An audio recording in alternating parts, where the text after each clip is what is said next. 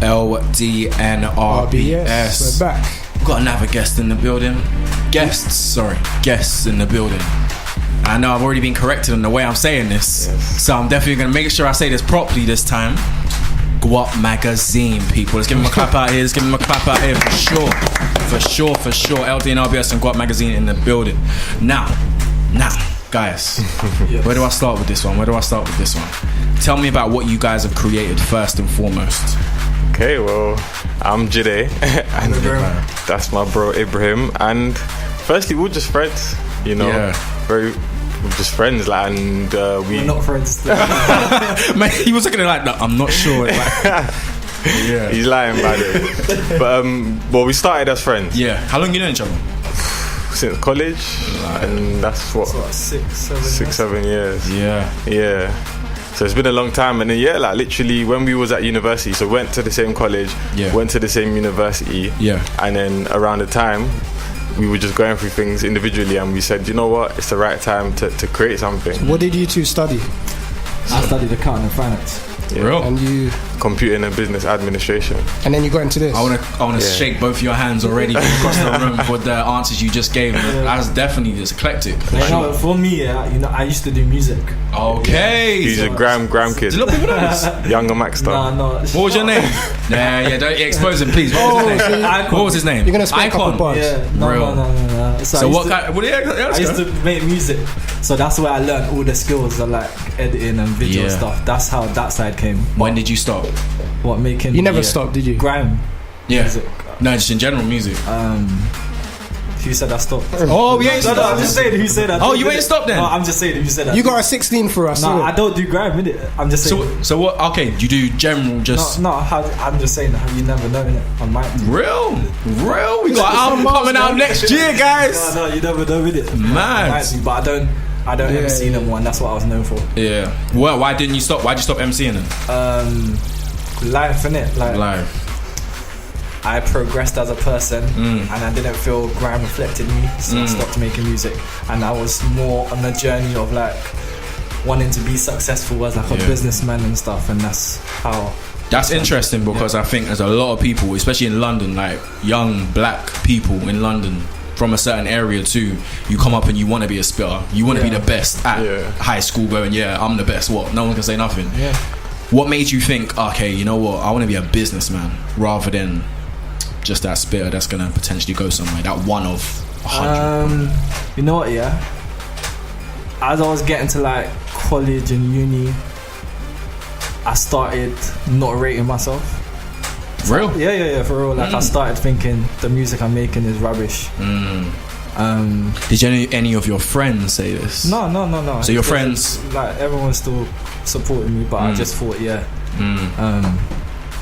I know you need the image of like being an entrepreneur and businessman just looked sick to me, so I just wanted to be that, because even if I was like, even when I wanted to do music, I still had the business mind of it, so like I understood branding and all that stuff, and that's skills I've been able to like transfer into Guap. So how did you start up the magazine? Whose idea was it, or did you come together and just together? So Jide had an idea for like a interactive newsletter.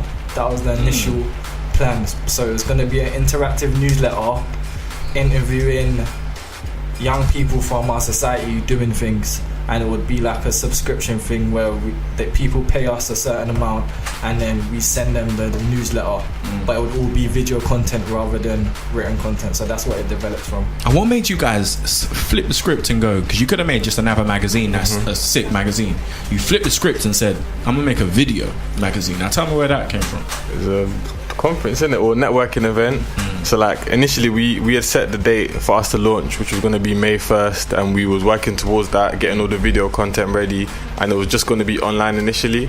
And then Ibrahim went to a networking event that one time in Canterbury, and then he met an accountant, or was it a lawyer? As an accountant. Yeah, and then they had like a quick 1 minute conversation, and then literally from that the guy told him about the technology, and then Ibrahim let me know, and then from there we just literally made it happen. What was that first call like when you got that call from you? Madness. I was excited, like But before that, we was gonna do a video magazine anyway. Yeah. But it was gonna be online because I don't like writing. And I had a camera from like the music stuff. Yeah. So we just said, we're gonna shoot videos rather than actually going out and like doing written interviews. Because we didn't know at the time how a magazine runs. We didn't know the structure, the business infrastructure of doing that. So we were just literally starting from nothing. So we wanted to keep it as simple as possible. Yeah. And visual content was kind of the new thing at the time, like YouTube, you know what I mean? So that's the new way. That's the. When was the time you guys actually started? 2015. 2015. The day we had the idea was January the 9th. The day we launched was May the 1st. So May the 1st. Yeah. May the 1st. Yeah. Now also, I wanted to get into exactly what the magazine is too, because you guys do bring through a lot of talent. Now, what do you see in someone to go, you know what, that's that person we want on Guap? What do you see? For me personally, my thing is all talent. So I don't care if someone has 10 million followers or has 1 follower. We want to be like the platform to profile any type of person. So growing up where we're from and stuff, most people wanted to. Where are you from? South London. Most people wanted to be like the rappers or the footballers, and just like the cliche things, or like the doctors, like your parents will put on you kind of thing. And we realized there's like lots of careers and things that people are doing that people don't know of, because literally the only like urban platforms are predominantly pushing music. So we wanted to represent everyone. So on our platform we'll have bloggers, on our platform we'll have photographers, on our platform we'll have singers. Like literally we're able to put someone that's from round the corner on the same platform as an international artist just because of what we do. And we just see we're just talent workers, isn't it? Literally, like, I think even just to add to that, like you said earlier on, like for most young people you can only aspire to literally be a rapper or some sort of sports player, because growing up there's not a lot of tangible role models for us to look up to and people that we can actually relate to. Big time. So for us, we just noticed that and we wanted to fill in that gap, and we saw so many amazing people doing amazing things from all these different walks of life, and we wanted to shine some light on that. So we just kind of, you know, as well as the talent, we also look for that inner light within people, because someone might not necessarily be the best lyricist or you know, the best photographer, but what they do and the heart that they put into their craft might be something that's admirable. So we look for all different types of things in people. Right. So for anyone that is listening to this interview, this is why Guap is where it is already. You can tell them. You guys know what you're doing. Do you know what Guap stands for? You know, it's funny, that was a question you just took off my head. But it's alright, talk to me. What does it stand for? Guap actually stands for Great Understanding and Power, and that's literally what we try and emulate through everything we do, kind of thing. So everything we do will either be inspiration or entertainment. So that's our whole brand ethos. So what I just said basically follows from that. Real? Is that the first time that's been out? People know this generally. As they should. I hear that. Most definitely. So who inspires you guys? What inspires you lot? Just so much, man. Like for me personally, I don't know if this is a cliche answer, but I look for inspiration in every single thing. So even for me to come here today, I had to be inspired, you know, to kind of to make the journey and come out, you know. So I'm always looking at videos on the internet, watching weird little documentaries or watching videos from musicians, and just taking an inspiration from every single thing I possibly can. And that's something that I did from before Guap started, and it's something that's kind of sped up as we've gone along. Did you feel like it moved quite quickly, or was it slow at first? Because a lot of people start things and it's a bit slow, and then I feel like their consistency was so much. I think you couldn't not. You know what? Go into the wave. I know we've been very good at marketing. So from the start, we've had quite a lot of attention. So even before the magazine was out, we done a thing called Guap Clash on Twitter. Yeah, I saw that. And that was like that was literally an idea of people sending for each other through Twitter videos, and that went viral, and that was even before the magazine came out, kind of thing. Has there ever been a time when you started and you thought like you're not going to do it no more?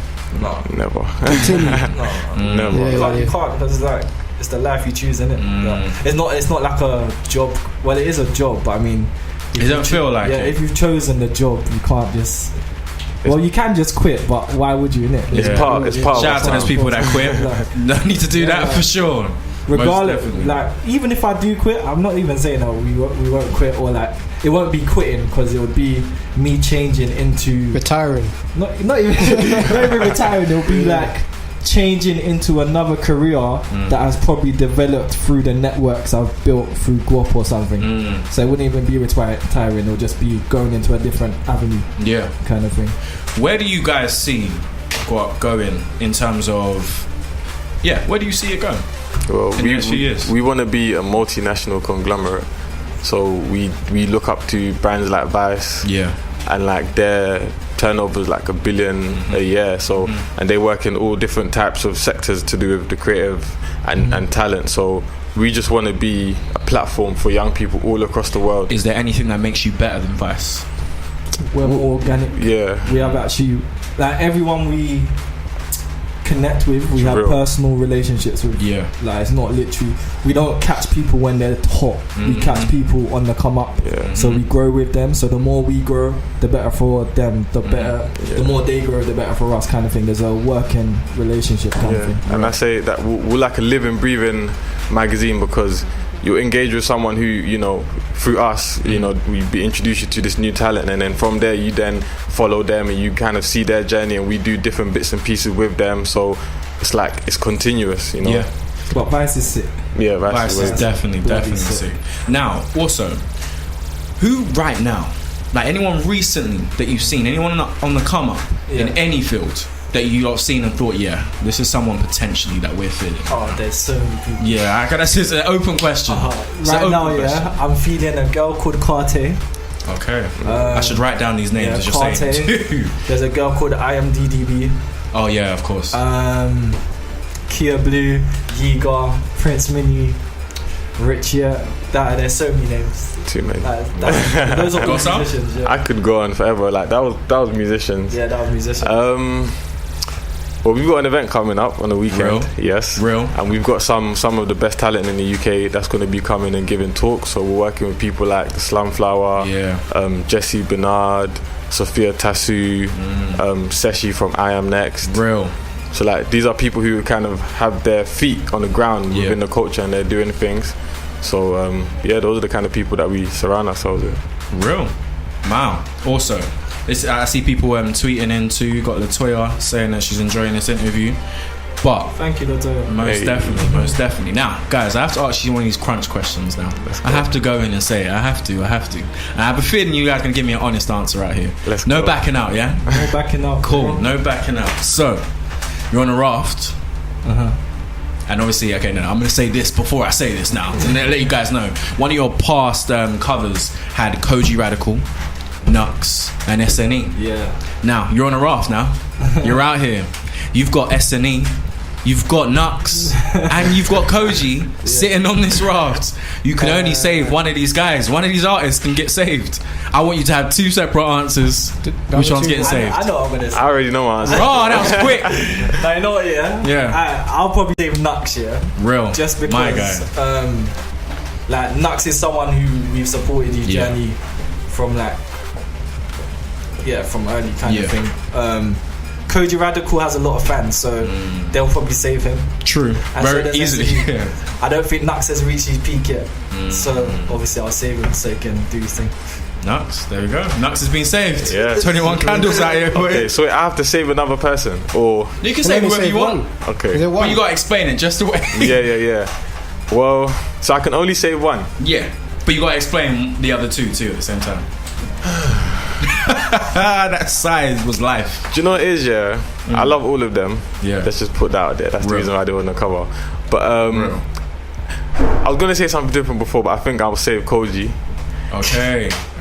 Reason being is because, like, he's an independent artist and he is doing amazing things. Like, this guy's in Australia doing back to back shows, you know. So like, I feel like the potential that he has is bigger than him, and it's bigger than all of us. So like, just to even be involved in his journey and to like be able to have this kind of conversation, it's a blessing. Bro, see Koji, he understands artist to fan. He's got that. That's the same thing Chance the Rapper has. Like these guys are like touring artists. Like not a lot of UK artists have that, and he's clocked it independently. So like he's gonna be good forever. Like. Do you don't believe he should sign? No, he doesn't. Under any circumstance. No, but you know what? Yeah, I feel like he could sign. Really, the right situation. Yeah, he could for the right situation because there was some songs he was playing when we shot that cover, and they were like big songs kind of thing. So that's unreleased. Yeah, they're unreleased, but proper stuff. Like so. Yeah, he could sign because it's not like his sound isn't UK rap. Yeah, like he's got his own thing, and a label should be able to work with it. But labels just want to eat off man, innit? So most definitely, it's a new age in so many senses. Now, also, I wanted to say to you guys, who is your favorite artist right now? Neo. Still Neo. Or Muramasa. Okay, yeah, I'm gonna step by Neo. I'm definitely on that wave of a high right now. So that's your favorite. What, generally or underground? Everywhere. Meek Mill. Meek Mill. What the hell? Meek Mill. Meek Mill's my favorite. A lot of people at home throwing up an L right now. That's that L. Meek Mill's your favorite. Meek Mill. Yes.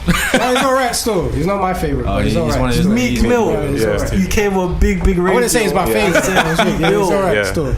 Meek Mill's the GOAT. That was quick too. That was like one of them quick answers. I don't need to think about that. That's the GOAT. So back to back don't mean nothing to you. Wow. That's just a throwaway. That's a one song. That's a one song. Ain't mean nothing to you. I can't even look at you this Meek Mill. Remember back in the day, Drake wanted to wear Meek Mill's chains, all of them things. Nah, listen, Drake used to look up to me. When it comes to Meek, I don't even. Drake isn't part of that. I'm talking about the music and the connection that he has for me, like coming from where he's come from and where he is now. Obviously, he's inspired by Neo, innit? Fireflies and that. That's a banger, bro. Any UK ones that you're feeling right now, like big time? UK artists? Yeah. Should I be controversial again? Let's go with it. We've got an eclectic thinker out here. Do you know what? Yeah, I want to say Prince Mini. That's like that's interesting. That's a proper interesting one. Yeah, because I just feel like right now he's gonna eat the game. Yeah. He's gonna eat the game, like, because obviously we know him, so we know what he has in the stash pot. Yeah. And right now, like, he's working on his project, which is coming out. Was it next month? And it's just again, but it's literally full of bangers, and it's kind of that sound that Jamaican sound that a lot of UK artists are trying to do right now. And he's got, even though you're not Jamaican, some more people are doing authentic. it, he's got the realness. He's got the real. He's got them tunes, that when you used to go shubs in the back in the day, like in the house parties and that, that kind of bashment. Definitely need to get not just not Afro bashment, actual bashment, proper bashment, proper. Right. So I want to know what you guys. Next 5 years, where do you not see yourself ideally? Well, we got a venue opening up. Well, like not a little. It's like a venue, but kind of like a pop-up space. Live. Coming in like the next couple months. The G Spot. It's called a G Spot. I was gonna say no, but you know what? It's keeping me. The smiles in the room right now. What's going on? But in the 5 years, we just want to create more events, create more platforms, and more opportunities. More opportunities for young people. Do you know what I'm saying? Literally, like all our covers are shot by an upcoming photographer. Do you know what I'm saying? Like, just being able to provide different opportunities for people. Yeah, I'll be calm. And this, I wanted to say this too for sure. You could definitely say Guap as a whole is a lot like LDNRBS in some ways. We're different, 100%. But you got some similarities. 100%. But the reason why I wanted to invite you guys too is because I respect what you guys are doing big time. Thank you so much. And as a whole, we're creating opportunities for people. We're making it happen. We're moving forward and not stopping. 100%. No one can stop us. Amen. So yeah, let's keep on going for sure. LDNRBS Guap, respect on all ways socials. GUAPMAG on all social media. My personal one is J Money with an X instead of O and underscore afterwards. And mine is Ibrahim Kamara _ live. Guys, sweet. Clap out here for Guap, I'm sure. For sure, this is a great interview. New friends of the room, LDNRBS.